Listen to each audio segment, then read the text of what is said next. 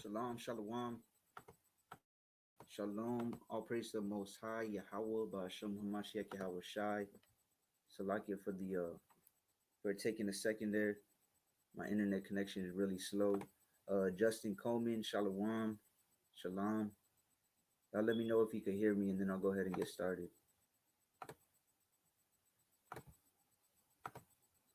Y'all let me know if it's lagging or anything like that. Baba Kashaw.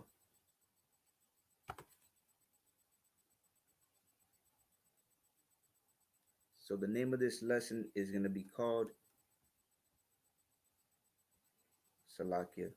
It looks like it's coming in real slow. I'm gonna go ahead and turn off my camera, see if that speeds it up.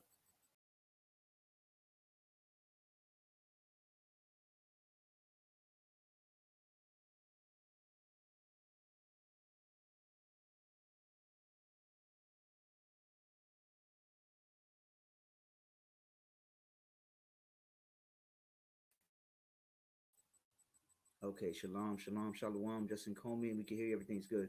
All right, all praise to the Most High. So the name of this lesson is going to be called the number one reason marriages don't work. Right, getting your marriage in order. So a few different brothers and sisters have been asking me for marriage counseling, marriage advice, things of that nature, and I do more personal one-on-one or two-on-two or two-on-one counseling.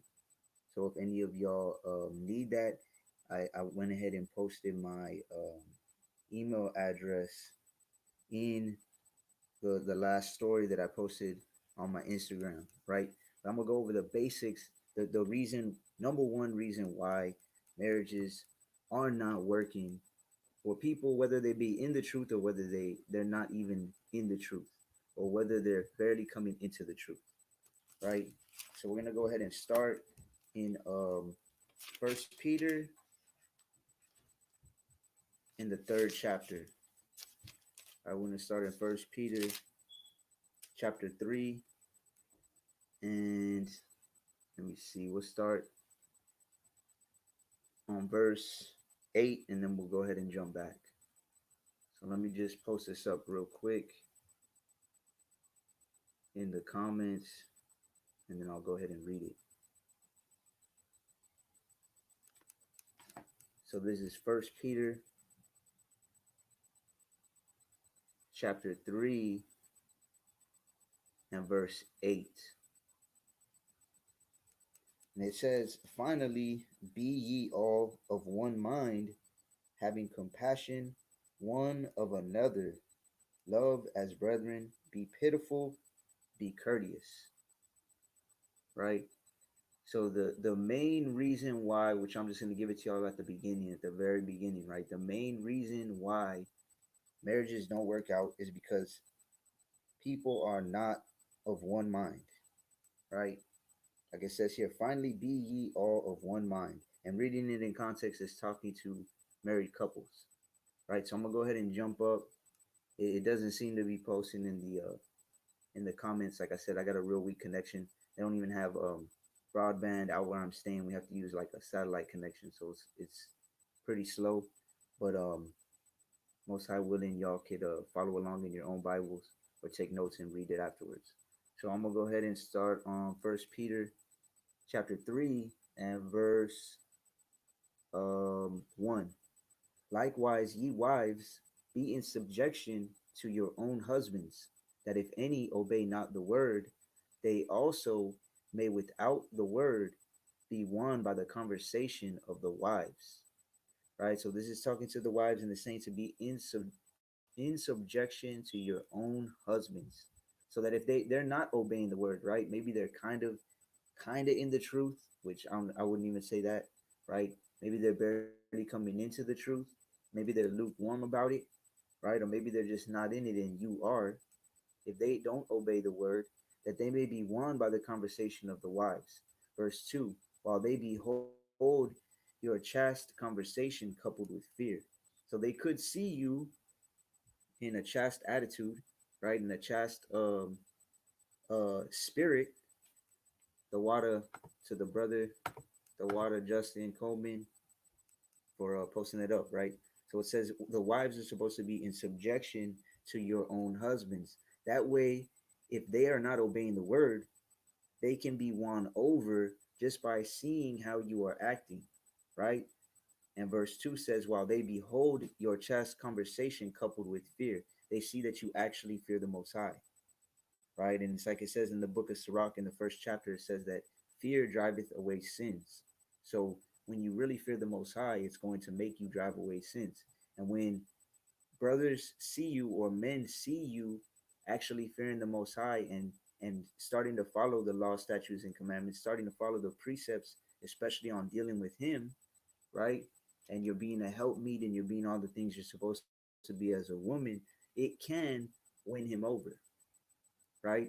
So verse 3 says, whose adorning, let it not be that outward adorning of plaiting the hair and of wearing of gold or of putting on of apparel, right? So a woman's true adorning, the thing that you're supposed to adore a woman for, and want a woman for, is not supposed to be primarily the outward, right? The plaiting of the hair, the wearing of gold, the putting on of apparel. It's not all of these vain things. It's not jewelry and fixing her hair up and what she wears physically, right? These are the things that most men want nowadays, right? And this is another big reason as to why marriages don't work, because men marry a woman for these vain reasons, right? For the appearance. When you look at these, it says who's adorning, let it not be that outward adorning of plaiting the hair. That's vanity, that's physical, right? How her hair looks, the wearing of gold, whether it be gold, whether it be silver, whether it be jewelry, whether it be fake nails, hair, whatever, and the putting on of apparel, right? And you like her because the way she dresses and the way she looks. Their adorning has to be, in order for a marriage to work, you have to love a woman and adorn her for the inward, right? So, verse 4, but let it be the hidden man of the heart in that which is not corruptible, even the ornament of a meek and quiet spirit, which is in the sight of the Most High of great price. So it's letting you know that a quiet spirit to the Most High, that is of great price, right? The water, ak. So it says, but let it be the hidden man of the heart. That's what you're supposed to be adorning. That hidden man, that hidden woman, right? That inside woman that people can't see unless they get to know somebody, right? And I could tell you from experience, I've experienced this as well with my rib and with one other person, that you love somebody for that inner person, right? Their spirit, their soul, in that which is not corruptible, even the ornament of a meek and quiet spirit. So a meek and quiet spirit is of great price to the Most High. And if you're a man of the Most High, you're gonna see that of as it is of great price as well, right? Let's go to verse 5. For after this manner in the old time, the holy women also who trusted in the Most High adorned themselves, being in subjection unto their own husbands, right? So you have to understand the women of old, the women that were the foremothers of the chosen people, whether it be Sarah or whether it be Rachel, Leah, these women that were part of the covenants that the Most High made with their people, right? As it's going to talk about Sarah in the next verse. These were women that trusted in the Most High, like it says in verse 5, right? It says, for after this manner in the old time, the holy women, the set apart women, the chosen women, the chaste women, right? Who trusted in the Most High adorned themselves. How did they adorn themselves? They adorned themselves with that inward woman, right? They adorn themselves by putting themselves in subjection to the Most High. So it takes a woman that actually trusts in the Most High in order to be in subjection to a man, right? Because you have to understand since the very beginning, what was a woman created for? She was created to be a helpmeet to the man, right? So if the woman was created since the very beginning to be a help to her man, and she really trusts in the Most High, well, then guess what? That's what she's going to want to be, right? This is Genesis 2 and 18. And Yahweh God said, "It is not good that man should be alone. I will make him a helpmeet for him." So this is the women of old, of renowned, right? The holy women knew this, and they trusted in the Most High's plan for them. They trusted that this was their role in the household, that their role as a woman in general was to be in subjection to their own husbands. Right. So I'm gonna keep going. Um, Tavon Alston, shalom, shalom, or sister. I'm not sure if that's a brother or sister. So we're gonna keep going. Verse 6. It says, "Even as Sarah obeyed Abraham, calling him Lord, whose daughters ye are, as long as ye do well and are not afraid with any amazement." Right? So 5 says, "For after this manner, in the time of old, or in the old time, the holy women also who trusted in the Most High adorned themselves, being in subjection unto their own husbands, even as Sarah obeyed Abraham, calling him Lord." So Sarah, right, which the covenants went from Abraham, Isaac, and then Jacob to the Israelites, right? So Sarah was one of those first holy women that was a part of the covenant, a part of the promise, right? She was one of these women that trusted in the Most High, right? She trusted in the Most High. And how did she adorn herself? By being in subjection to her husband. That's showing that spirit, right? That meek and quiet spirit, like it talked about in verse 4. Even as Sarah obeyed Abraham, calling him Lord. When you look into that word, in the Hebrew, it's Adawan, right? In the Greek, I forgot the term, but it basically means master or somebody above you. One of the definitions is also possessor, right? And it's like it says in Sirach, it says, "He who getteth the possession, or he who getteth the wife, beginneth the possession," right? A help like unto himself and a pillar of rest. So it's not so much saying, some brothers like to use that verse and say, well, because this is one of the definitions of Lord. If you look it up in the Greek, if you go to the Blue Letter website right now and you go to First Peter 3 and 6 and you look up the word Lord, one of the definitions is possessor, right? So, like I said in Sirach, it says, "He who getteth a wife beginneth the possession." It's not so much that, oh, I possess you, you do whatever I say, and you, not in that sense, right? But it's in the sense of if you have a prized possession, right? Like I know my mom's husband, what they would call my stepdad, right? He has a prized possession, right? He melted it down and made an idol out of it, and he has a cross that he always has around his neck. When he puts it on, when he takes it off, he kisses it and he makes sure it's clean and all of these things, right? So when you have a possession, you take care of that possession, right? That's what a man is supposed to do for his woman. So it says, "Even as Sarah obeyed Abraham, calling him Lord, whose daughters ye are, as long as ye do well." Right? So you have to understand that it's saying, a lot of sisters like to say daughters of Sarah, right? Or Israelite woman, or Proverbs 31 woman, or all of these things. But this is saying you're only a daughter of Sarah if you're doing well. And we're going to get into right now what it means to do well as a woman, as a wife, as a mother, etc., right? And are not afraid with any amazement. And let's be honest, right? A lot of women that were raised in this Babylonian mindset, in this westernized, Europeanized mindset, they are afraid of this, right? They are afraid to be in subjection to their husbands.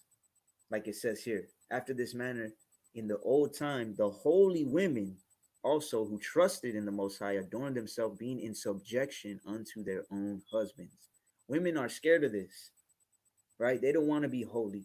Because remember, holy means set apart. If you're going to be set apart from this world, the majority of people in this world are not married. The majority of women are not married, right? To brother Justin, if you could pull up First Timothy 5:14, Baba Kashaw, if you're still there. If not, I'll pull it up right now.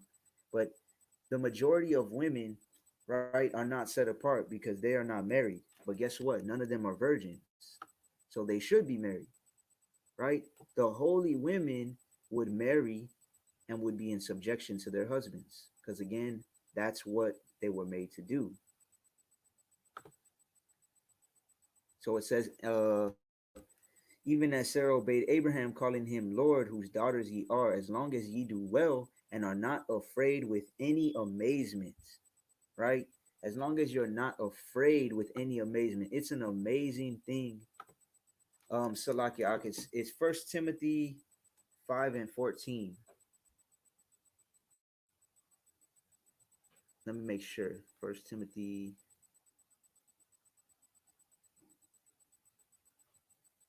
Khan 5:14 and 15 as well, if you could. Baba Kashaw, appreciate you. So a lot of women are afraid and amazed. I was talking to my rib, and we are talking about how, because she's a very obedient woman, not just to me, but to the Most High through me, right? And anything in the Word, even before I was really as deep in the truth as I am now and following it to the best of my ability, she was always the one that was more adamant about following the truth, right? She was the one. It's like in Sirach, it says that a woman is a tower against death to her husband, or a wife is a tower against death to her husband, right? So she was that for me for a long period of time, or when I was barely coming into the truth. When I knew we were Israelites, but I was still smoking weed. I was still doing other things into certain forms of idolatry, etc. Right? And we were talking about how women are amazed to see women like her, women that like to cook for their household. Because I have 4 children, right? So for me, for my children, women that like to be home, women that like to do the things that they're supposed to do according to the word, right? That's an amazing thing, and not in a good sense. Women see it as like, what? You're cooking again, right? What? You're obeying him when he says to do this or that, right? Those types of things are amazing to women of the world, women that aren't set apart, to the majority of women, and they're afraid of that, right? They're afraid of that. Um, so Tavon said Christian feminists. So Khan, there's a lot of that feminist, and I wouldn't even say Christian, even some people that are so called in the truth, right? Um, what did the brother say last time? He said Israel or Israelite feminists or something like that. I can't remember how he put it. He worded it funny, but there's a lot of sisters that claim to be in the truth, but they still have that feminist attitude. They still would not be obedient to a man. They're still not obedient to their husbands, right? I hear a lot of women who are of a certain age and they have no children and say also they don't plan to have children. And I'm a brother. Okay, okay, Salakia. So you're a brother. Um, there is women that are like that, and that's why this verse goes perfect. Actually, the one I called. So this is First Timothy 5:14. I will therefore that the younger women marry, bear children, guide the house, give none occasion to the adversary to speak reproachfully. For some are already turned aside after Satan. Right? So this is why right here in First Timothy, it says the Most High would rather that younger women especially, right, they marry and have children and guide their house.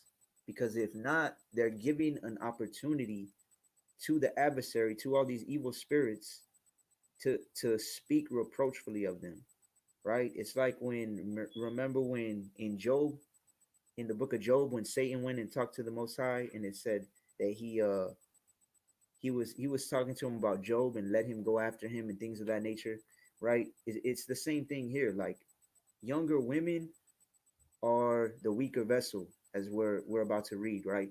If you could pull up First Peter 3:7, Baba Kasha, women are the weaker vessel, right? Women are the weaker vessel, so they are more likely, especially in this truth, they're more likely to fall into those sins. Not saying that brothers can't, because I know from experience, and I know brothers out there that have fallen as well, right?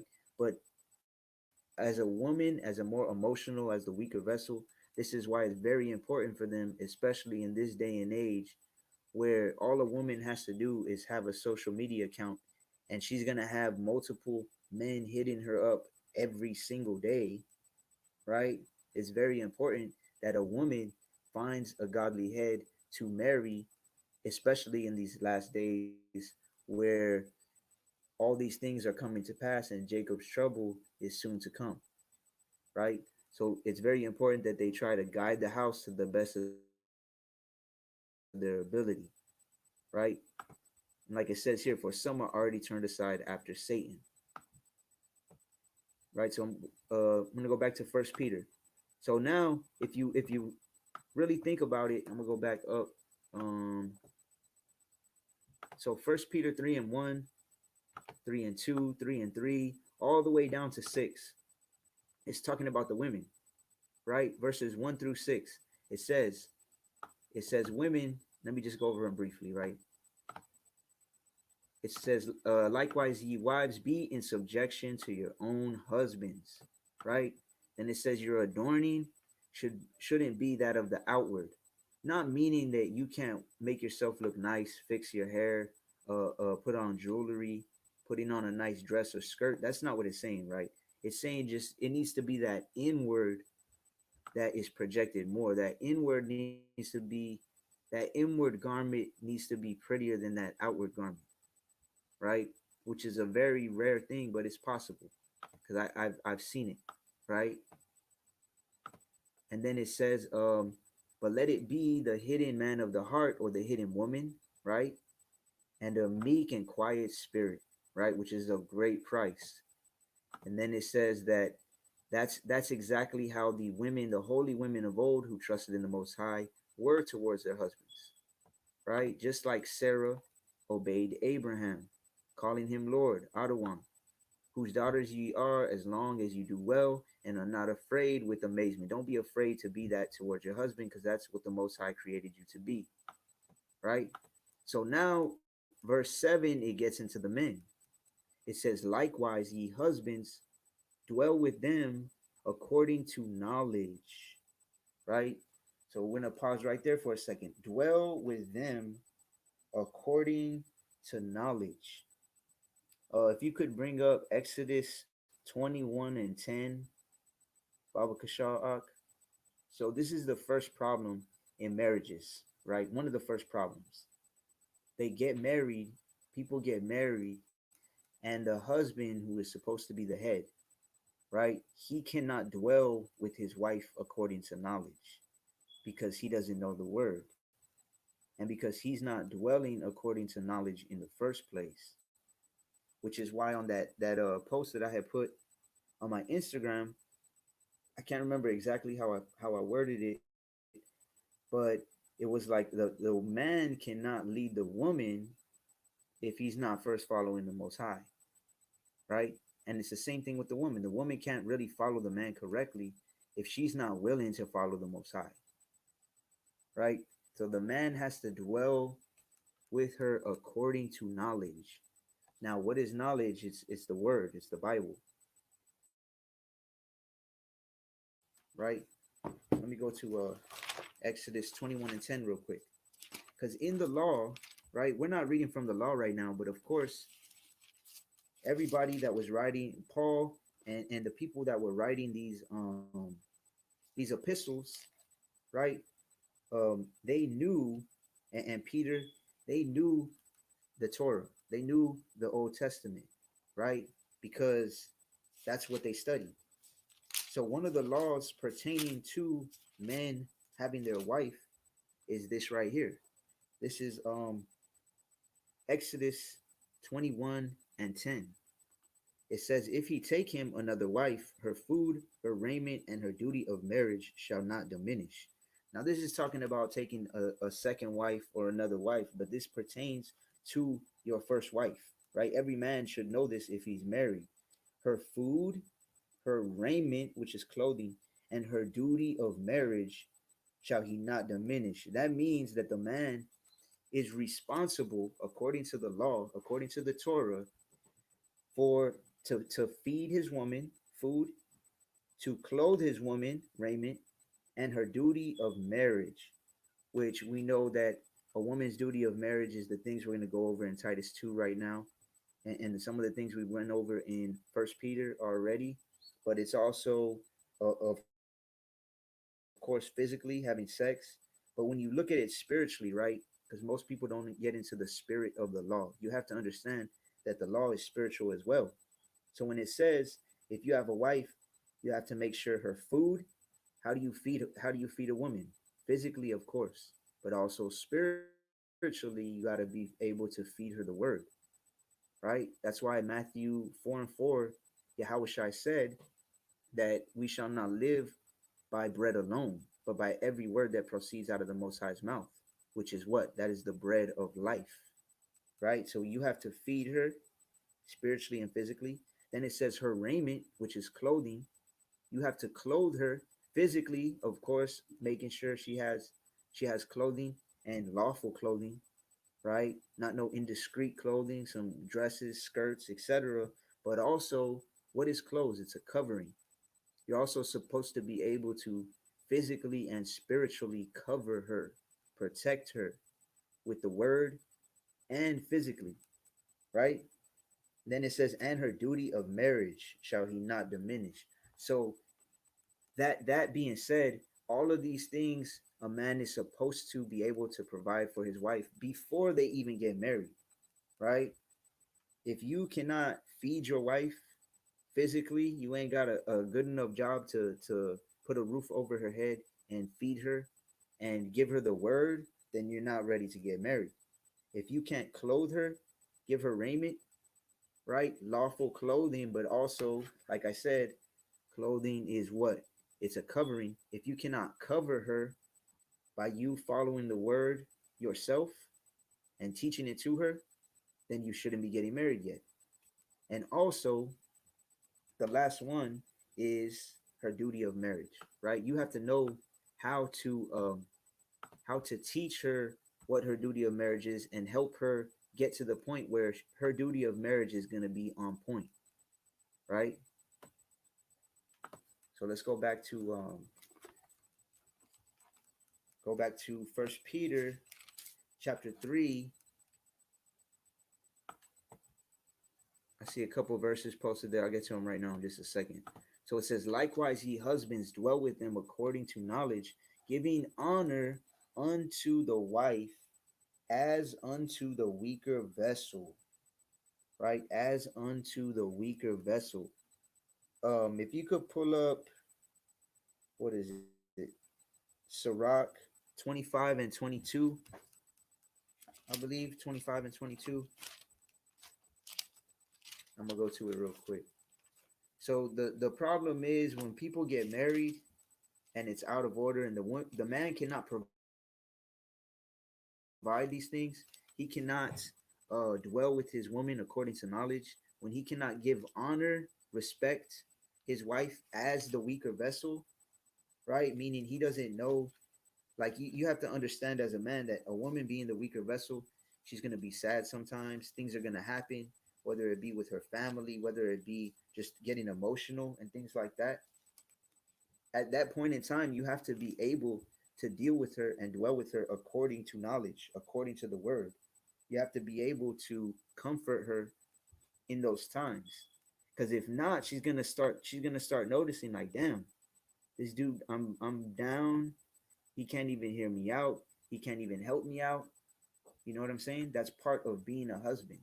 Is being able to dwell with them according to knowledge in every situation that you may go through, right?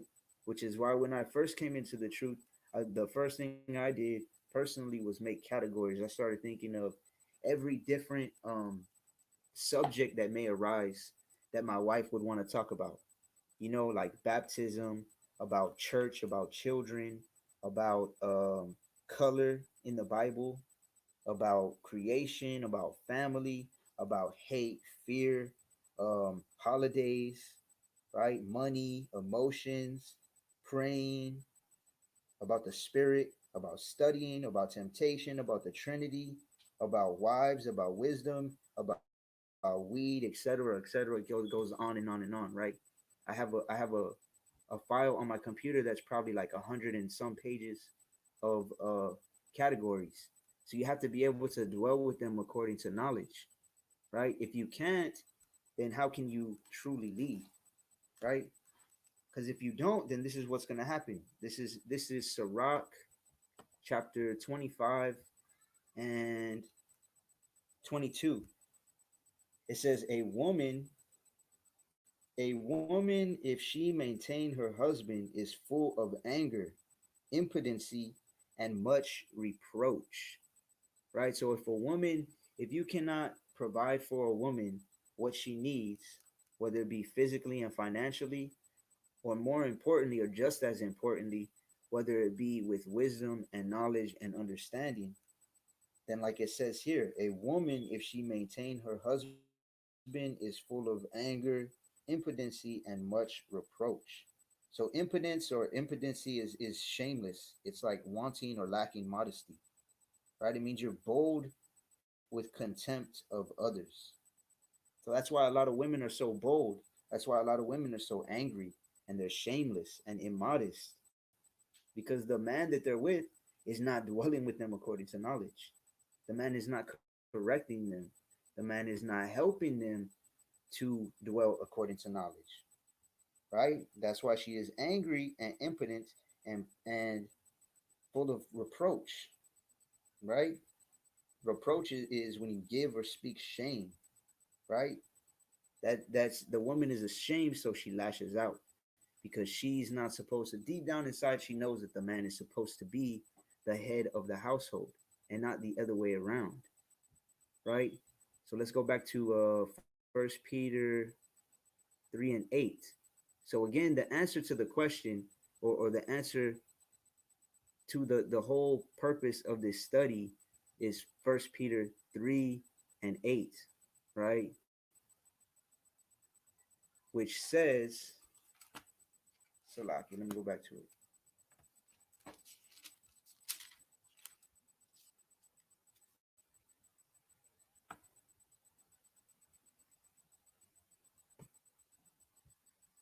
Finally, be ye all of one mind, having compassion one of another, love as brethren, be pitiful, be courteous. Count the water. If you could get Philippians 2:2, Baba Kashar, Philippians 2:2, which goes hand in hand with this verse, right? So finally, be ye all of one mind. The reason why most marriages work is because the husband and the wife are not of one mind, right? Brit R said the roles reversed. Calm. It's a role reversal. Everything is reversed in this society, right? In Babylon the Great and in general in the whole beast system that stretches all across the earth, the roles are reversed for everything, and everything is backwards. That's why it says in Isaiah, what is it, 5:20, I believe, it says they call evil good and good evil, right? They put darkness for light and light for darkness. They think it's a good thing that the woman is playing the man's role, right? So that's why a lot of marriages fail.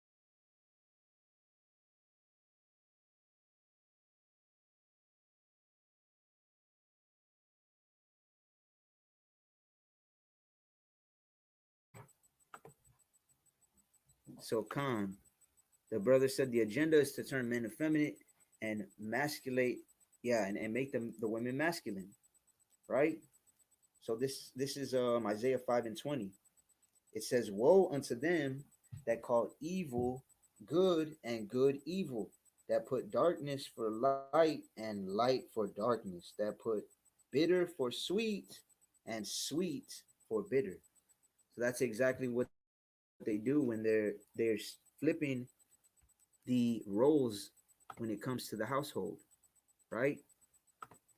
Another precept, Khan, Amos 3:3, can two walk together except they be agreed? Right? No, they cannot. Right? It's a rhetorical question. They cannot. So it says, finally, be ye all of one mind. That's the most important thing right there. Right? You have to be of one mind. One mind in the sense of, okay, if we're going to get married, we are both going to try to the best of our ability to follow the Most High. That is going to be what our marriage is based around, right? Centered around following the laws, statutes, commandments, and precepts of the word, because that's the only way that we're going to be good. That's the only way we're going to make it to the kingdom together.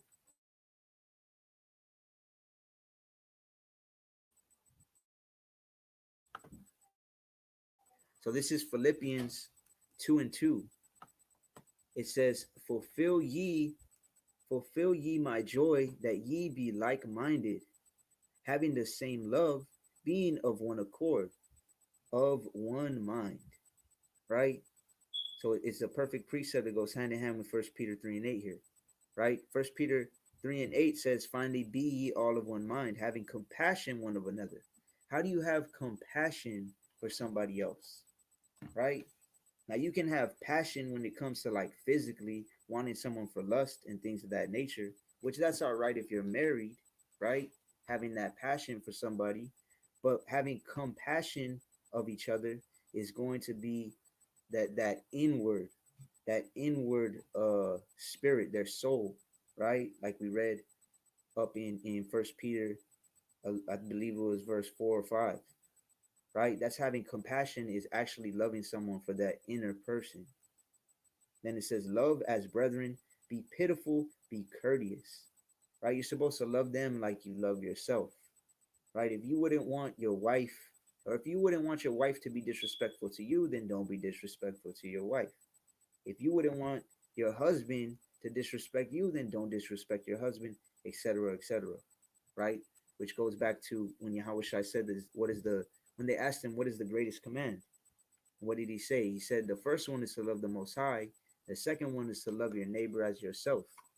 That applies, of course, even more so, or just as much so, to the person that you are marrying, right? You have to be of one mind when it comes to this word, right? And then Philippians 2:2, fulfill ye my joy, that ye be like-minded, having the same love, being of one accord, of one mind. So now, let's talk about that real quick. It says, having the same love. Obviously, being like-minded, right? That goes back to First Peter 3:8, right? You have to be of one mind, right? Being like-minded, following these, wanting to follow these laws, statutes, commandments, precepts. But how do you have the same love? This is where the majority of society has been fooled. They've been duped into thinking that love is a feeling, right? That love is an emotion, that love is purely mental. But all throughout the word, if you look in the word, love is an action, right? First John 5:2 and First John 5:3 tell you that love is an action. This is First John 5:2. By this we know that we love the children of the Most High, when we love the Most High and keep His commandments. So loving the children of Yahweh is keeping the commandments towards them. Okay, I love my brother, I love my sister. I'm not going to steal from them, right? I'm not going to covet their things. I'm not going to kill them. I'm not going to covet their things, right? This is what love is. Love is action. The brother Tavon also said, Love is action, right? So First John 5 and 2, by this we know that we love the children of Yahweh when we love Yahweh and keep his commandments. It's not saying love them and say I love you, and it doesn't say this is how you love them when you have that feeling of care towards them. No, right? That's what the world teaches you. The Most High teaches you that love is an action. And then First John 5 and 3, it says, for this is the love of Yahweh, that we keep his commandments, and his commandments are not grievous. So loving your husband, your wife, your children, your neighbor, your brother, your sister is an action. It's keeping the commandments towards them. And then loving the Most High in First John 5 and 3, it's the same thing. For this is the love of the Most High, that we keep his commandments, and his commandments are not grievous. Again, an action, right?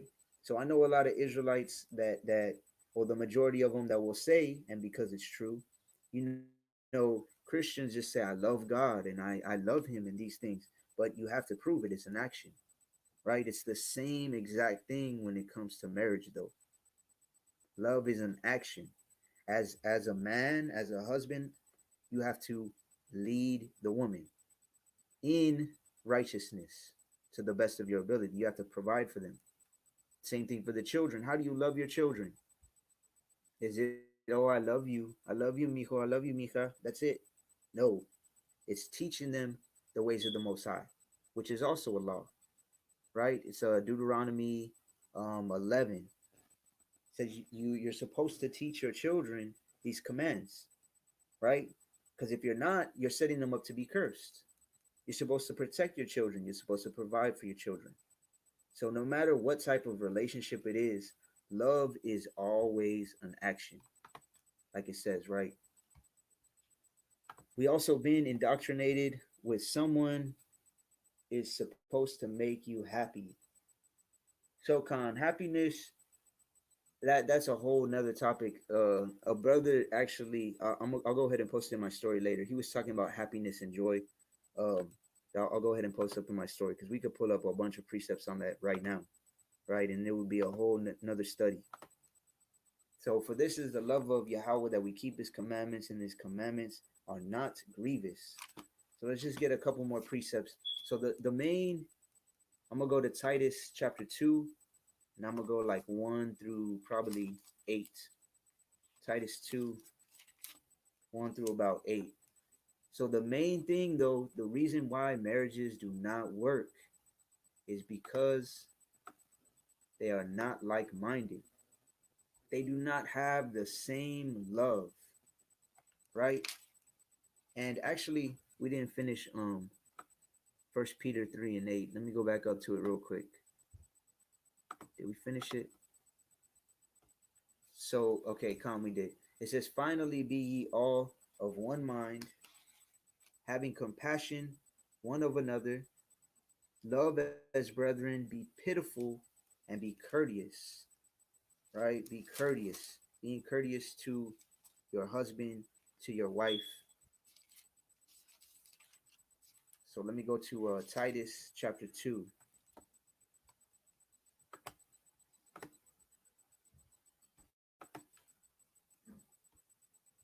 Titus chapter 2, and I'm going to start on verse 1. So Tavon, Austin, Khan, exactly. Most don't follow the Most High. Even a lot of marriages that are so-called in the truth, most don't follow the Most High, right? I couldn't even tell y'all how many brothers and sisters um, that have reached out to me over the past few years for courting advice, for marriage advice, things of that nature, and it's really crazy to me the amount of people that are quote unquote in the truth, that marriages are just completely out of order, right? And this is why it's very important that you make sure you're on one accord, you're of one mind before it happens, right? The water for posting these up. So this is Titus chapter 2 and verse 1. It says, but speak thou the things which become sound doctrine. Okay, so these doctrine is a set of rules to live by. Okay. Sound is like stable, sturdy doctrine. If you have a sound mind, you have a stable mind, right? So when it says, but speak thou the things which become sound doctrine, it's saying a sound, stable set of rules to live by. Now it's going to talk about the family unit, right? It says that the aged men be sober, grave, temperate, sound in faith, in charity, and in patience. So first it's going with the man, because who does it start with? First Corinthians 11:3, right? It's the Most High, then it's Yahushua, our example, our Hamashiach, our Messiah. Then the man is supposed to be following in his footsteps, and then the woman is supposed to be under the man, right? So it's starting with the man. It says that the aged men be sober. So you have to be sober in this truth. And if you look up this word in the Greek, it actually says vigilant. It doesn't say sober. It says vigilant, right? So you have to be always looking out for things. You got to look out for them evil spirits, whether it be in people or certain environments that you're in. And it says grave, temperate, sound in faith. So grave, we got to be serious in this thing. When it comes to your family, when it comes to your wife, your household, your children, you have to be grave, right? You have to be serious because when the Most High says, if you don't repent, you're going to perish. When the Most High says that he'll make your fears come upon you, laugh when those fears come upon you, like it says in um, Proverbs chapter 1, read like 21, 22, all the way down. That's a serious thing.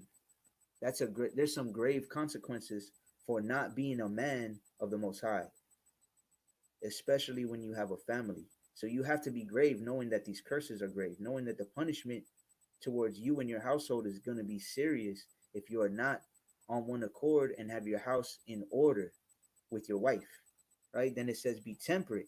You got to know how to control your temper, right? Sound in faith. You got to have faith. It's like in Hebrews, the 11th chapter, it says, without faith, it is impossible to please the Most High, right? You have to be sound in faith because if you, as the head, aren't sound in faith, then guess what? It's going to be lacking all the way down.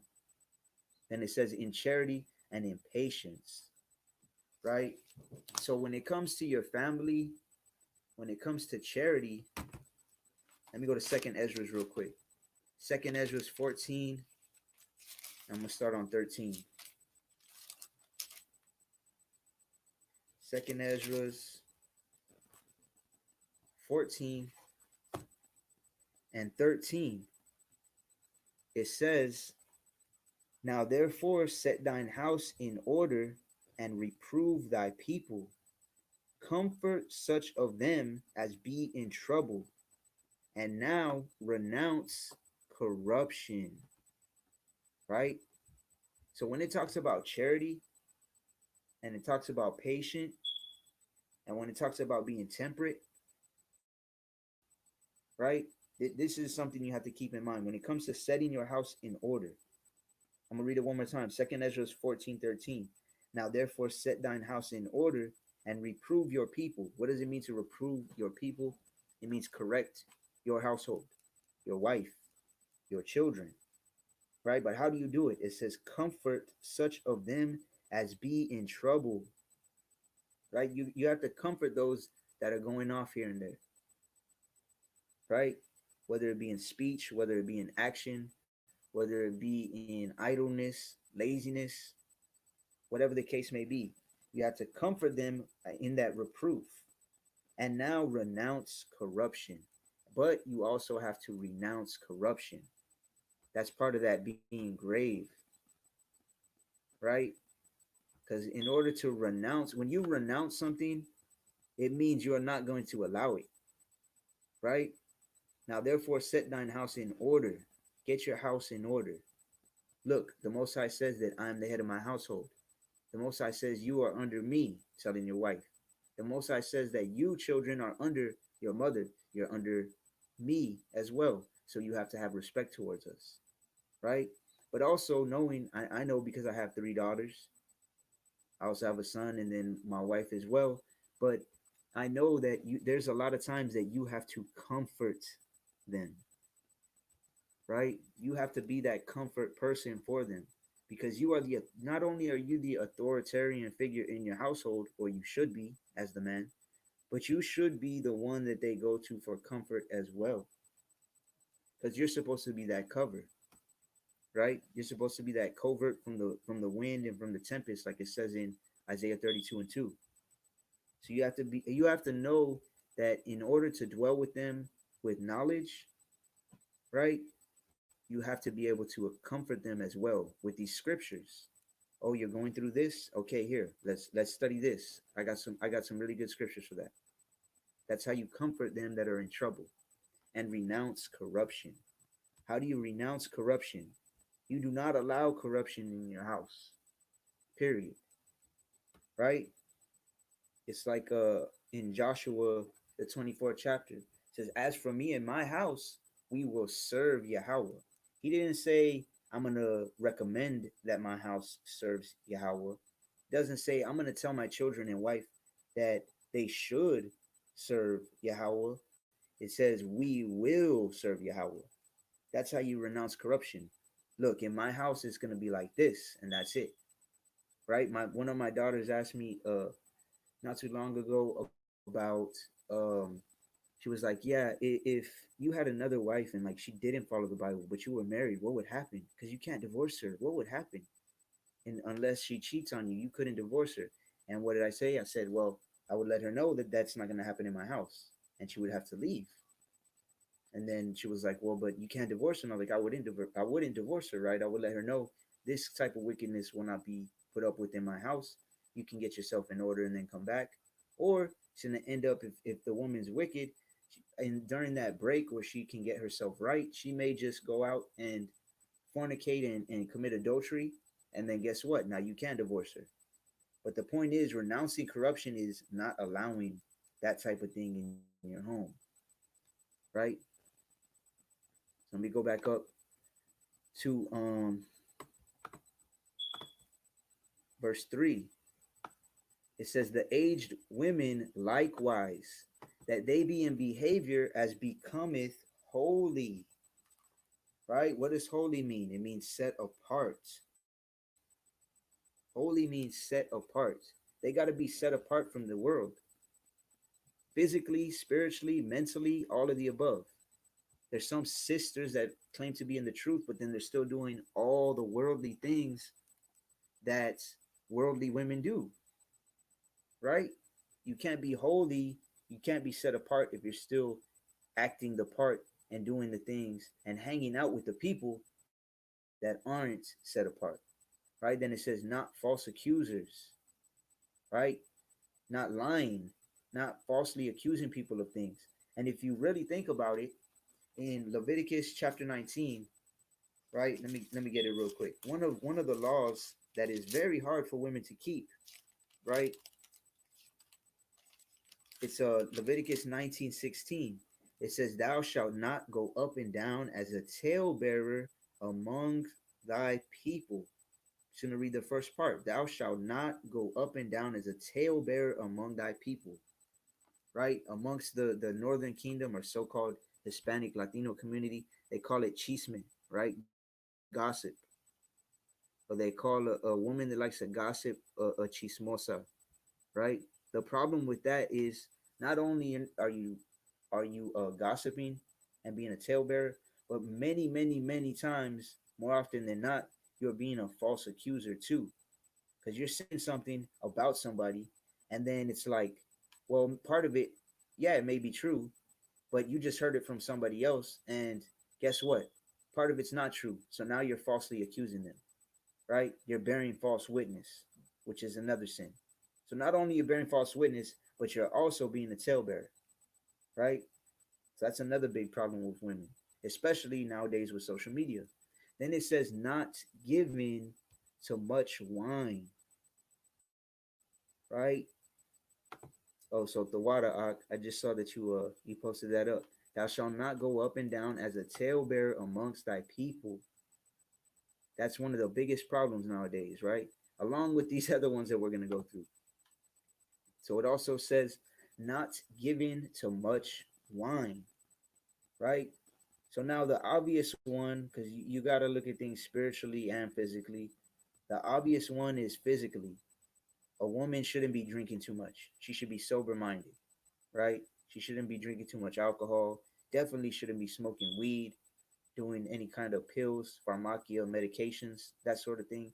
But also, a big problem with sisters, especially that have reached out to me, is they have too much wine spiritually, right?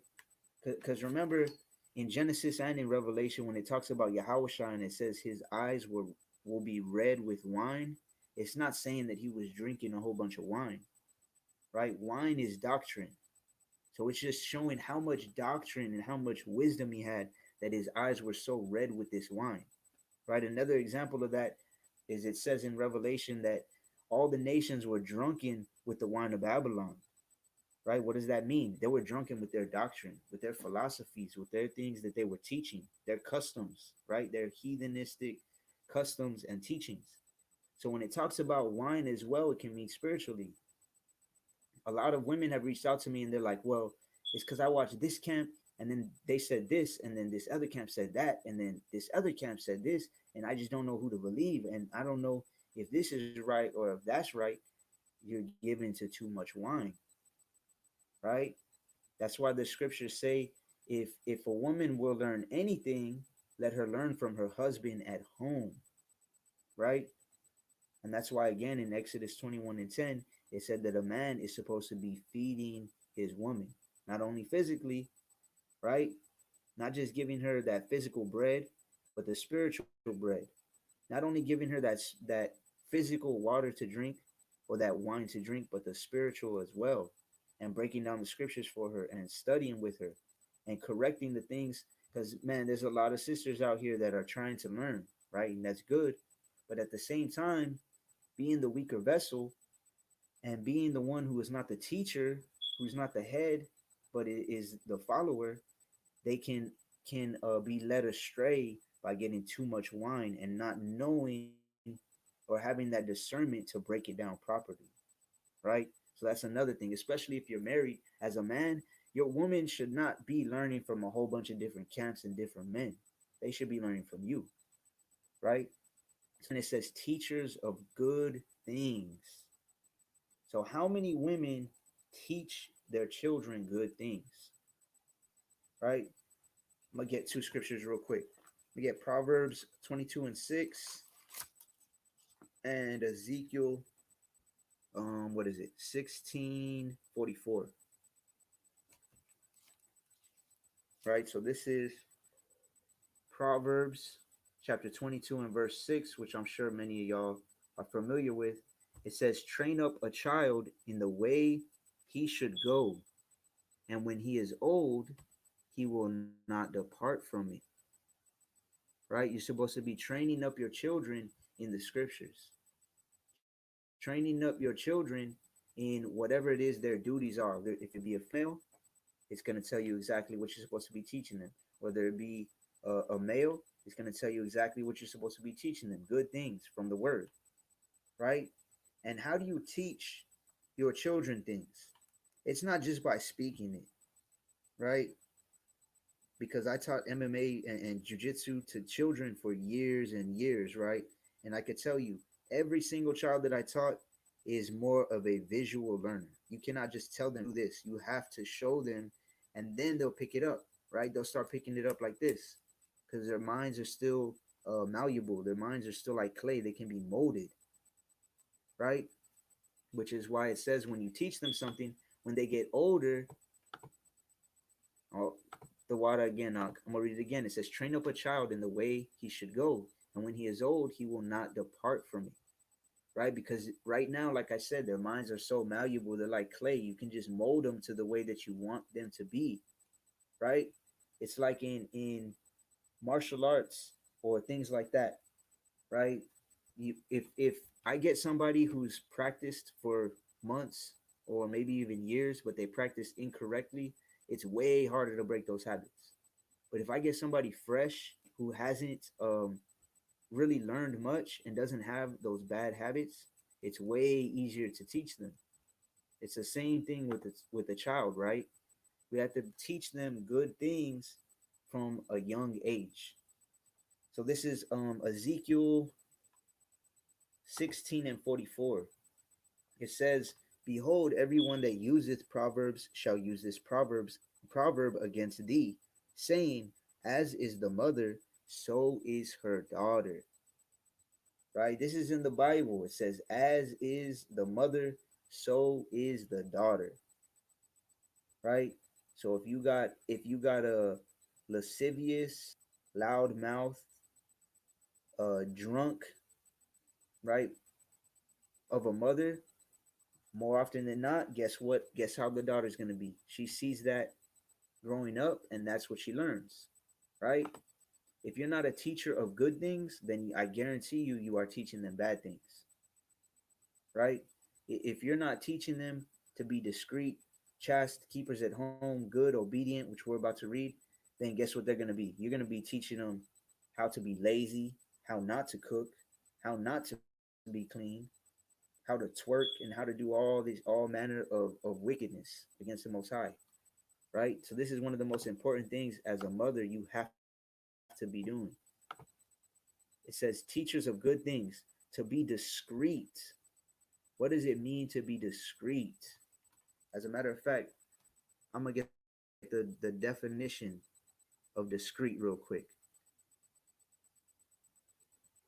just for those of y'all who don't know. The obvious one is being indiscreet would be, showing yourself, your body on social media, showing your breasts, your butt, your legs, whatever the case may be. It doesn't even have to be that too. It could be showing all your chest, could be showing all your back, just showing off your body that only your husband should be seeing, right? So this is the definition of discretion. It says the quality of behaving or speaking in a way as to avoid causing offense or revealing private information. I'm going to read it again. Being discreet or having discretion means the quality. What is a quality? It's something that you have of behaving or speaking in a way as to avoid causing offense, right? As a woman, if you're married, being discreet means not speaking or behaving in a way that would cause offense to your husband, to yourself, or to your children, right? Then it says the quality or behave or of behaving or speaking in a way as to avoid causing offense or revealing private information, right? So now I don't have a Facebook, but I remember when I did. There's so many women out there, if they're in a relationship or a marriage, and they reveal way too much private information out there, right? If their man does something wrong, everybody's gonna know about it, right? Everybody is going to know about it because they are not discreet. So it could be physically indiscreet. It can be verbally indiscreet, giving too much information. Anything that happens in your house should stay in your house.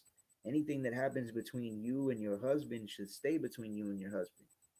Unless it's like something maybe you need counseling with an elder brother in the truth or something like that, then it should stay between y'all. That's part of being discreet, right? So then it says chaste, so being holy, right? And also chaste or chastity, going along with being a virgin, right? Because you have to understand, back in the days, that's who was getting married. They were marrying men were marrying off their daughters that were virgins, right? Nowadays, how many more than 99% of women that get married are not virgins, right? And that's what you're supposed to be teaching your daughters to do, right? It says teachers of good things. Teach them to be discreet, to be chaste, to be a virgin until they get married. Men and women are not teaching their daughters this. What are they teaching them? They're teaching them, oh, just get in however many relationships you need until you find the right one. That's completely against the scriptures, right? I remember when what's his name, the rapper everyone was giving him hell because he made his daughter get checked to make sure she was still a virgin, right? Or else he was gonna cut her off. He wasn't gonna be letting her use his money no more. Now that brother may not be following the Bible. As far as I know, he ain't got no fringes on or a beard or nothing. But that part right there, I completely agree with that. That's part of being chaste, right? Making sure that the people in your household, the daughters in your household, are being like that. And it says keepers at home. Keepers at home. How many women teach their daughters to be keepers at home? To be clean, to know how to cook, to know how to just do their own laundry, to keep their rooms clean, to be physically clean, shower every day, comb your hair, right? These are things that are lacking greatly in society, in today's society, right? And it says to be good, obedient to their own husbands. You're supposed to teach your daughter that, hey, when you grow up, you have to be obedient to your husband. Now, you can say that to her, but if you're not giving the example of being obedient to your own husband, I guarantee you she's not going to follow what you say, but she's going to follow more likely after what you do, right? Then it says that the word of the Most High be not blasphemed. So, as a woman in the truth, right, as an aged woman, you have to understand. I'm going to read this all together because it's a very important point. The aged women, likewise, that they be in behavior as becometh holiness, not false accusers, not given to much wine, teachers of good things, to be discreet, chaste, keepers at home, good, obedient to their husbands. If you, as a woman, and you're calling yourself an Israelite woman, you're calling yourself a Proverbs 31 woman, a Titus 2 woman, a daughter of Zion, a princess of the Most High, whatever the case may be, if you are not doing these things, if you are not upholding yourself in a behavior that is becometh holy, right? If you're not teaching good things to your children, to be discreet, to be chaste, a keeper at home, good, obedient, then guess what you're doing? You're blaspheming the word of the Most High, right? That's what it says right here in verse 5, that the word of Yahweh be not blasphemed, right? You're blaspheming the word of the Most High by saying that you're his daughter, but then you're not doing these things that his daughters would be doing, right? That's a very, very important thing to remember. Don't be calling yourself a daughter of Zion and Proverbs 31, Titus 2. I'm a princess or I'm a queen, I'm a whatever. Because you're blaspheming the word if you're not even being obedient to your own husband, right? Because the relationship between a husband and wife is compared to the relationship of our Messiah to the church, right? When he comes back for the church, for the people that are going to make it, how long are we going to be with him? Forever, right?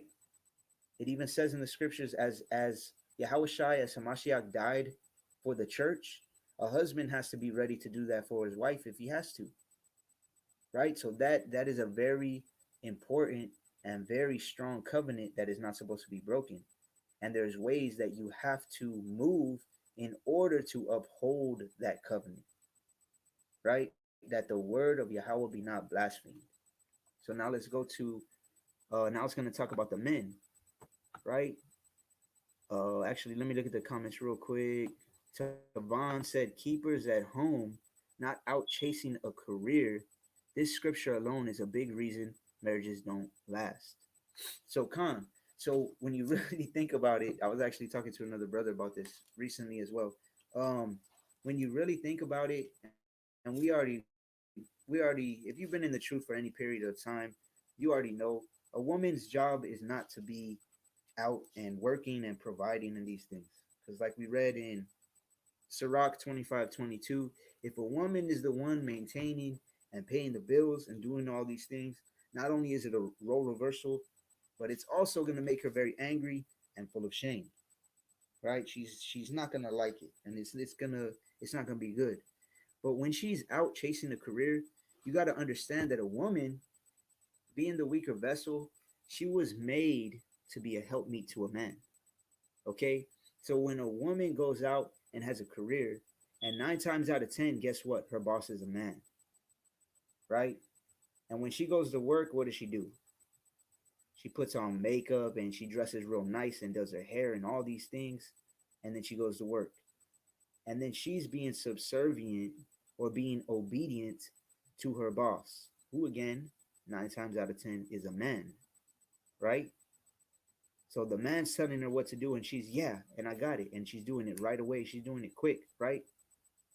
Because she wants to take care of that job. She wants to get that money. So by her doing that to a man, then when she comes home, she's too exhausted or just so emotionally or physically exhausted or worked that she doesn't even have that same energy to do it for the man. And then she comes home and then, oh, hey, baby, how was work? And what's for dinner? I worked too hard. Make yourself a sandwich or something. You know what I'm saying? When she's supposed to be obedient to her own husband, right? Like it says in Titus 2 and in First Peter, the third chapter, and many other scriptures. So her being out and being subservient to another man also goes against the scriptures, right? So let me keep going down.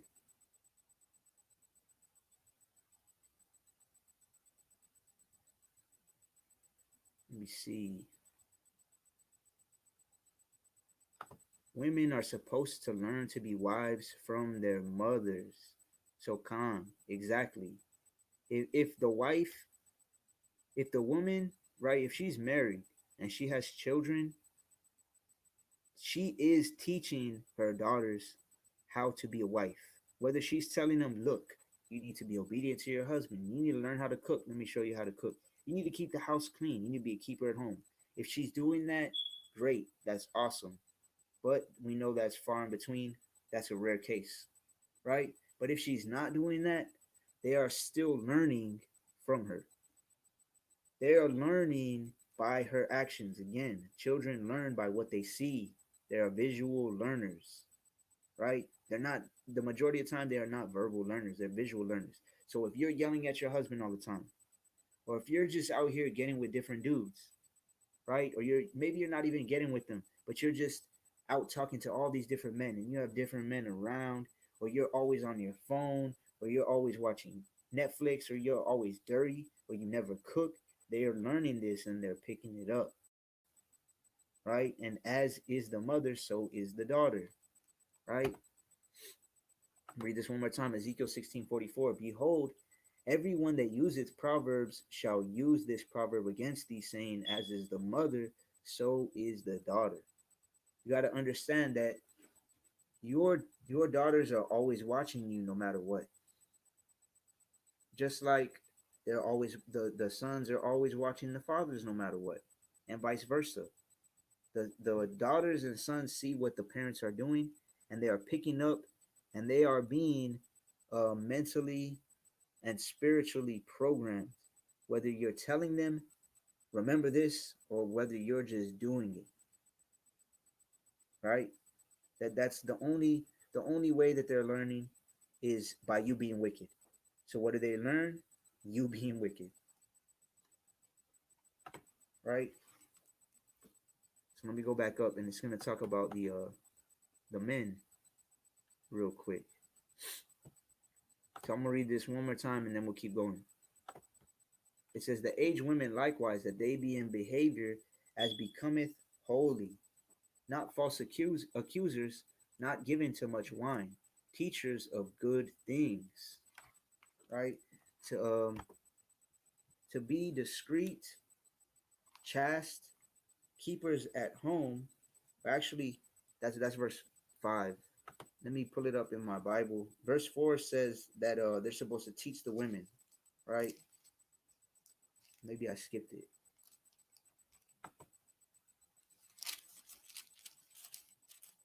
Okay, calm. Verse 4 says that they may teach the young women to be sober, to love their husbands, and to love their children.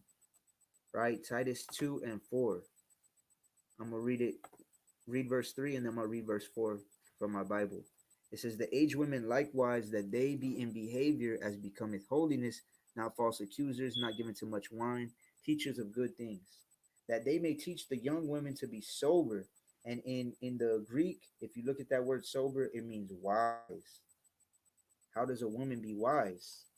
Right? By following these scriptures, by acting towards her husband the way that she is supposed to act towards them. Right?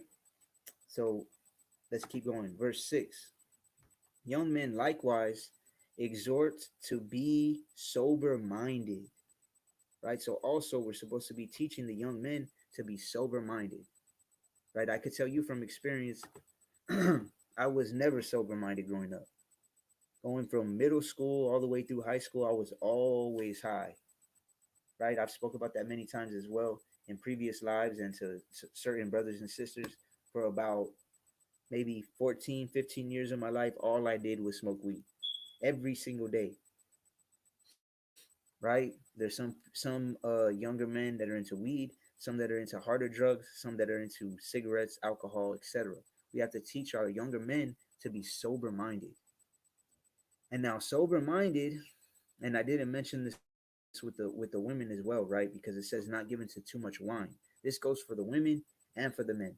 We have to learn to be sober minded, whether it be drugs, whether it be alcohol, but also even worse, especially for women, when it comes to emotions, right? Because we've all heard the term, um, like you're drunk with anger, right? Or drunk with rage. All of these emotions don't leave you sober minded. Being sober minded means you have wisdom. You're moving in wisdom. You are stable and sober minded. You're able to use wisdom and understanding in all situations, right? So young men likewise exhort to be sober minded. In all things, showing thyself a pattern of good works. So, how are you able to show a pattern of good works if you're not even sober minded, right? And this is why we need older men to be teaching the younger men this as well. Because I know when I was younger, the only couple people I looked up to, one of my cousins who would sell weed, who would sell coke, one of my uncles who was literally a pimp, right? And they would give me weed at a super young age, right? And they were teaching me to not be sober minded. And you know, when you're not sober minded, when you're not vigilant, you're just giving an opportunity. You're opening yourself up to Satan to come like a roaring lion and just devour you. So it says, in all things, showing thyself a pattern of good works, in doctrine, showing uncorruptness, gravity, and sincerity, right? So, how could you show that pattern of good works? How could you, in your doctrine, be uncorrupt? How could you have gravity, right? Think about that for a second. When you're high, that's what they call it, right? Gravity is supposedly the force that holds you down to the ground. There was no gravity. You would be high, right? You would get lifted up off the ground. That's what they say, right? I don't believe in that in a sense. I believe in mass holding you down, but that's a different topic, right? When you're high, you're not sober minded. You have no gravity, right? You're not firmly grounded in the word and in truth and in doctrine and in sincerity. It says sound speech that cannot be condemned. The things that you speak need to be in wisdom, right? Romans 3 and 4. Matter of fact, let me get that real quick. Let me get Romans 3 and 4.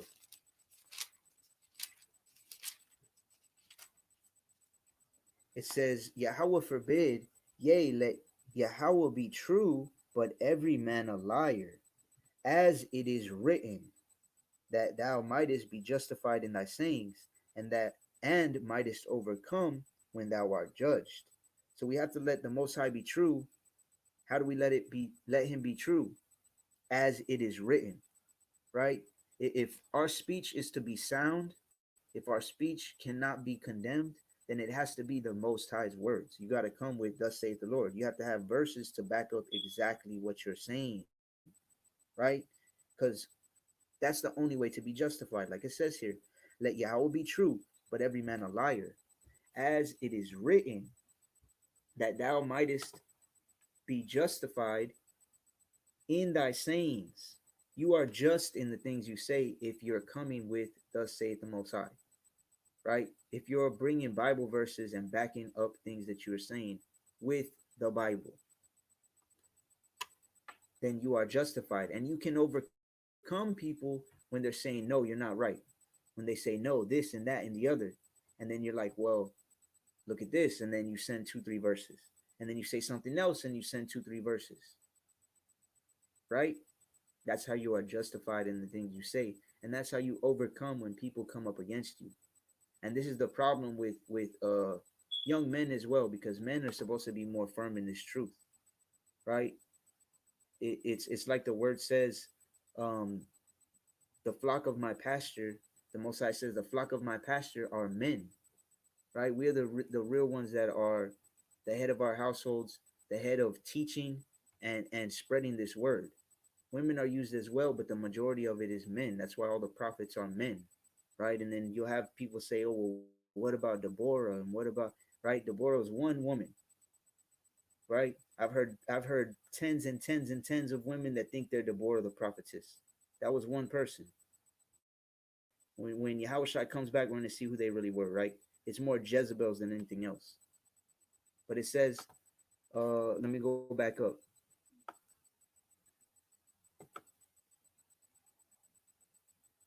Salak, 1 second. Let me see. So Titus 2 and 7. Read it one more time. "In all things showing thyself a pattern of good works, in doctrine showing uncorruptness, gravity, sincerity, sound speech that cannot be condemned, that he that is of the contrary part may be ashamed, having no evil thing to say of you." Right? When you have sound speech, when you teach a man to have sound speech in this truth, right? Anyone who comes against them that thinks they know the word is going to be ashamed, right? They're not going to have no evil thing to say, right? This happened the other day. I took my family to the library, and some Mormons came up, and it's like the scriptures say in Luke 21:15. It says, "The Most High will give you a mouth and wisdom, which your adversaries shall not be able to gainsay or resist." Right? When you really have wisdom and you have that sound speech, anybody who comes up against you, anybody who is contrary to you, is going to be ashamed, because the Most High's word is going to put them to shame. They're not gonna be able to say anything against you, because the Most High gives people a mouth and wisdom, which nobody can gainsay nor resist. Gainsay meaning they can't, no matter what they say, it's not gonna gain nothing on what you're saying, because you're like Romans 3 and 4. You're bringing the word, you're bringing the truth out, and nobody can go against the word of the Most High. They could try to, but they ain't gonna gain nothing on it, right? So whether it's a man, whether it's a woman, these are the things that we have to be teaching them, right? And when it comes down to the marriage, the number one reason that marriages don't work is because we're not on one accord in this, right? And that's why if y'all saw the marriage certificate that I had posted on Instagram earlier, if you saw it, it is not only talking about the man, right? I believe the first one talks about the family, right? It talks about the family as a whole. Then it talks about the child. Then it talks about the woman. Then it talks about the man, right? Having a marriage is not just the relationship between the man and the wife. Of course, it starts with that. You have to be on one accord in this thing. The man has to be ready to lead.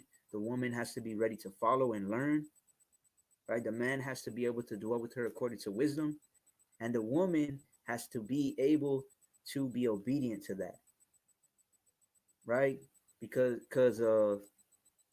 it's like before I did a live, and there was a sister that had asked, "What is the most important thing that a woman should have, right, before she goes into marriage?" And my rib was on that live, and I let her answer, and she said, "Having an obedient spirit."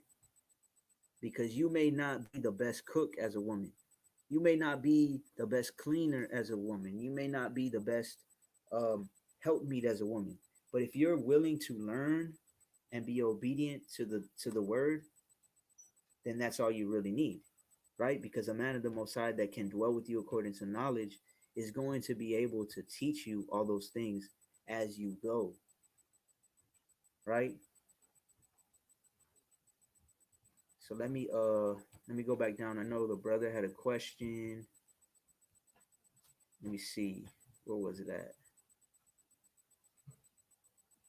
Okay, Con, right here. One of the biggest things I've been wanting to know, you can answer this later, Ak, but but as in the truth, we should have woman of the seed of our fathers, like the 12 tribes of Israel, and not a strange woman.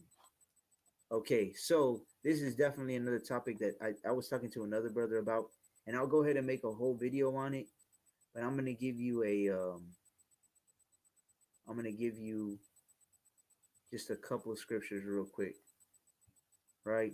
So it does say to take a woman of the seed of your father, right? And there's a few other scriptures as well that point to you even taking a woman of the same tribe, okay? And I know there's a few brothers or camps that are really big on that, and it's true.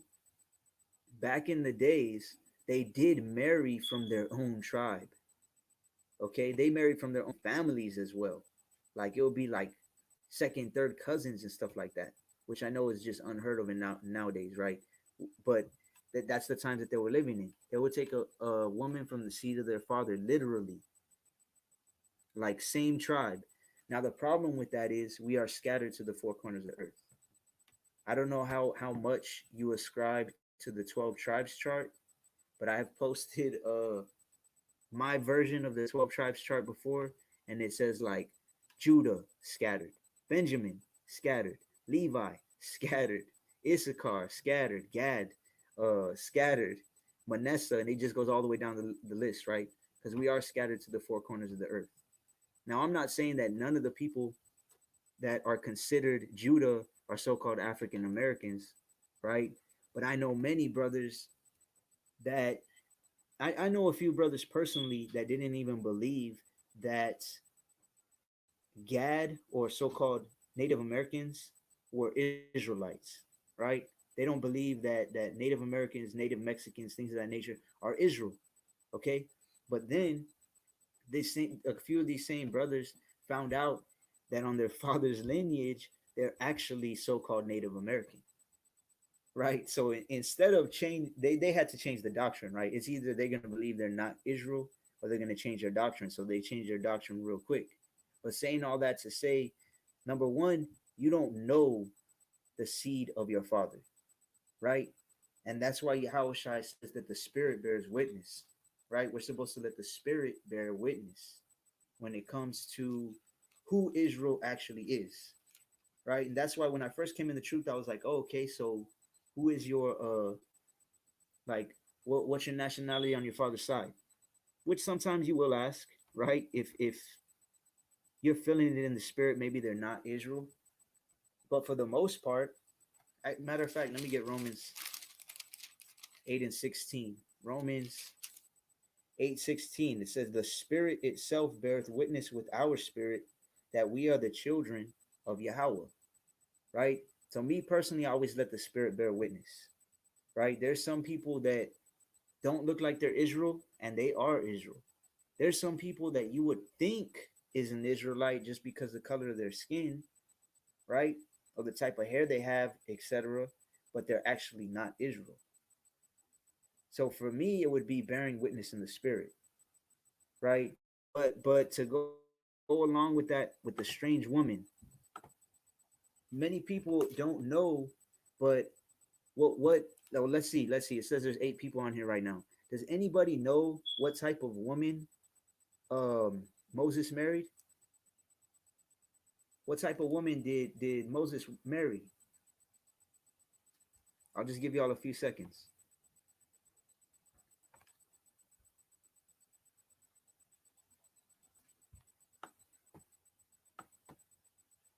So the brother said, "Sorry for the bad typing. I was typing fast. No sweat, no sweat, no sweat. Us and so-called Africans are not the same people." So come, that's true, right? But when you say us, right, who are you talking about, right? Who are you talking about? Most people say, well, Judah, right? But then if you look at the 12 tribes chart, it says African Americans are Judah, right? African Americans are Judah. But then you got people that brothers call Judah just because they're so-called black person, but then their ancestry goes back to who? Goes back to so-called Native Americans. I know many brothers that relate more to Gad than Judah. They thought they were Judah, and then now they think they're Gad because they have native ancestors, right? So it really does. It comes down to the spirit bearing witness, right? The spirit bearing witness. So let's go to I'm gonna go to Numbers, what is it? Chapter 12, I think. So Justin Coleman said Ethiopian, Egyptian. Come on, let's go to it real quick. Let's go to it real quick. I think it's Numbers chapter 12. Hopefully I have it highlighted.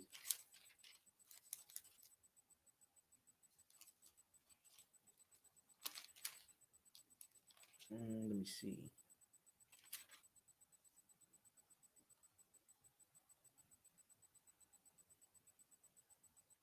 Let me try and find it real quick. Y'all bear with me. Well, I'm just gonna look it up on my phone. I have my other Bible here that's not as highlighted. Um, so to answer the question, he had Zipporah was Ethiopian, right? Ethiopian. But then I believe it's in Numbers 12.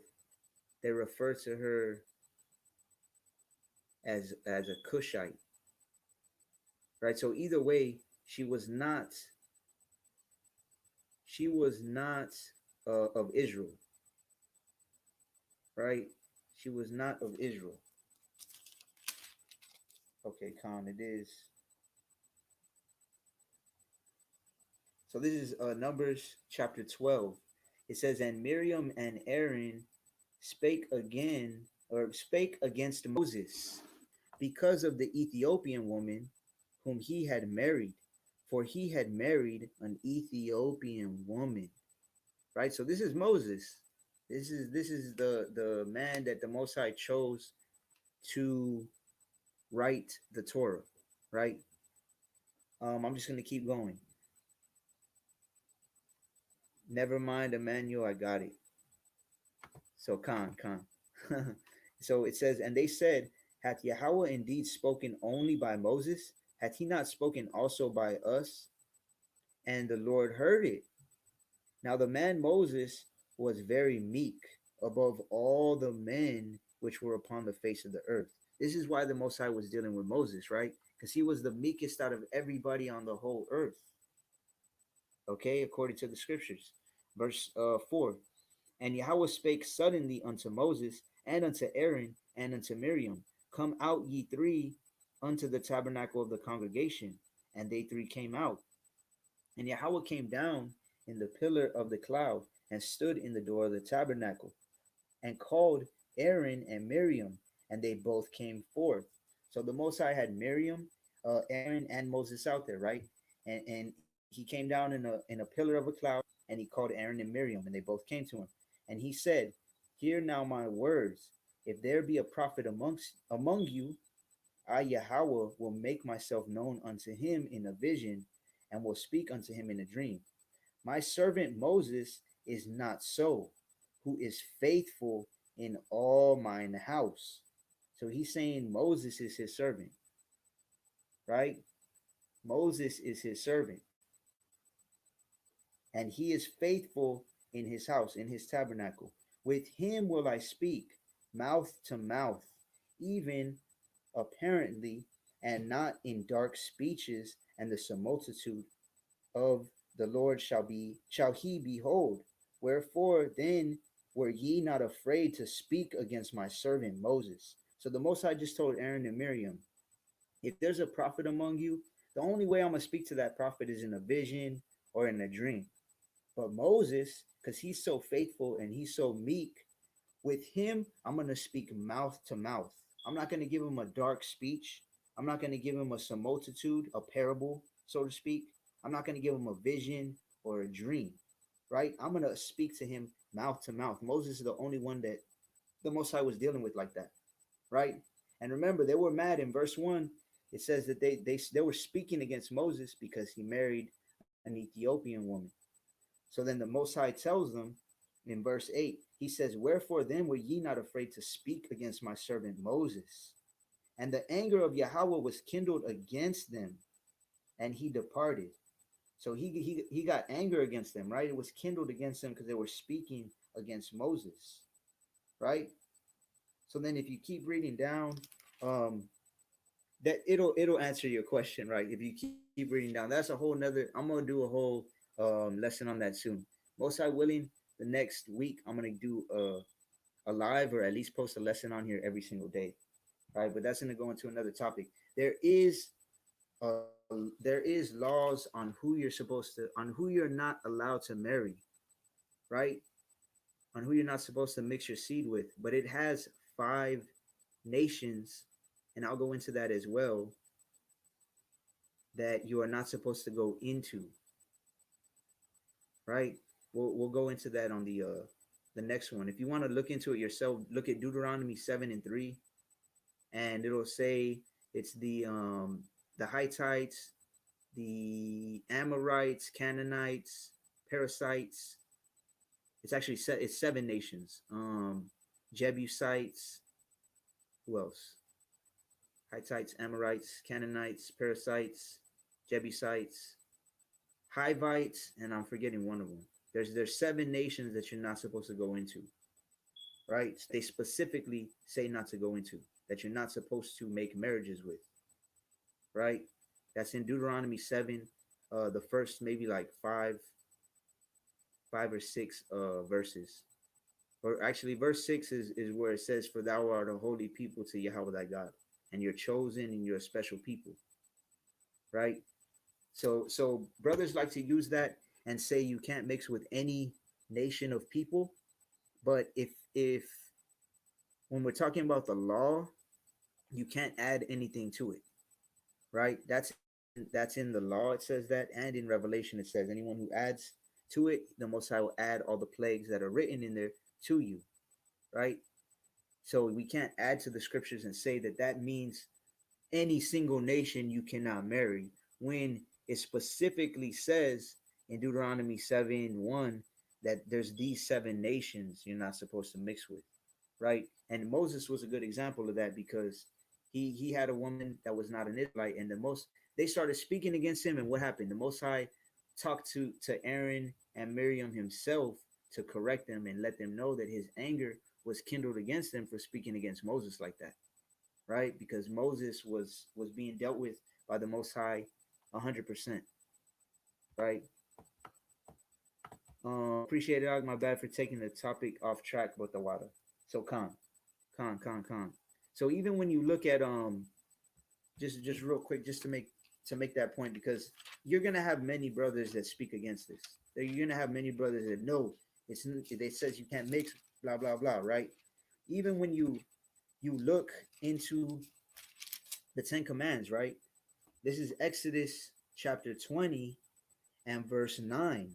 It says, 6 days shalt thou labor and do all thy work, but the 7th day is the Sabbath day of Yahweh. In it thou shalt not do any work, thou, nor thy son, nor thy servant, nor thy manservant, nor thy maidservant, cattle, nor thy stranger that is within thy gates. Right. So there's many scriptures go to that say that the strangers were even keeping the laws as well. Right. Not that it was given to their nation, but also that or not that it wasn't given, it was given to their nation, but that they were still able to keep them if they were around Israel. Right. Yeah, most people say it's not a sin, but it's not wise because they'll try to pull you out of this truth, which definitely can understand that. So, Khan, exactly. That's exactly how I feel about it as well. It's like First Corinthians 6 and 12. It says, all things are lawful unto me, but all things are not expedient, right? Expedient means profitable. So, when someone says it's not a sin, but it's not wise, that I agree with that 100%, right? It's not a sin, but that doesn't mean it's a wise thing to do. Women will try to use Solomon as a way to try to condemn polygamy. Meanwhile, the Most High told him not to mess with women of the other nations. So, Khan, First Kings 11 and 4, for it came to pass when Solomon was old that his wives turned away his heart after other gods, and his heart was not perfect with Yahweh his God, as was the heart of David his father. So Khan, I agree 100%. It's not a sin to marry of another nation, but where the sin does come in is when they're leading you away from the Most High, which most definitely can happen. Because if it happened to Solomon, who was the wisest man on the earth besides Yahushai, then it can definitely happen to anybody else, right? So those are all good. Those are all good, valid points. Um, but I'm gonna go ahead and end it. Most high willing, I'll be doing another live tomorrow. So just remember the number one thing you need to have in order for your marriage to work is to be of one mind, right? To be on one accord, right? To be on one accord. Because if you're not on one accord, if you're not willing to put these laws, statutes, and commandments as the number one thing your marriage is going to be based on and centered around, then it's not going to work out, right? So with that, I'll say all praise to the Most High, Yahweh, Ba'ashem Hamashiach Yahweh Shai. Shalom, peace and blessings to all of you brothers and sisters that came on here. Hopefully it was edifying. And Most High willing, I'll be on here again tomorrow, like I said, right? So shalom.